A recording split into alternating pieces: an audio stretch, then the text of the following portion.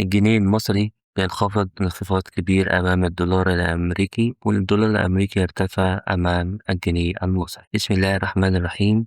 أهلا بكم في قناتكم. إن شاء الله اليوم معانا تحديث مهم جدا في أسعار الدولار في مصر، لأن الدولار اليوم سجل ارتفاع في أغلب البنوك المصرية، ودخل الناس كتير تسأل هل في ممكن صعود جديدة ولا حركة مؤقتة. يلا بينا نشوف الأسعار. سجل الدولار الأمريكي في البنك المركزي المصري 46 جنيه و84 قرش للشراء، 46 جنيه و98 قرش للبيع. أما في البنك الأهلي المصري سجل الدولار 47 جنيه و13 قرش للشراء، 47 جنيه و23 قرش للبيع. في بنك مصر سجل الدولار 47 جنيه و17 قرش للشراء، 47 جنيه و27 قرش للبيع. أما في بنك الإسكندرية سجل الدولار 47 جنيه و15 قرش للشراء، 47 جنيه و25 قرش للبيع.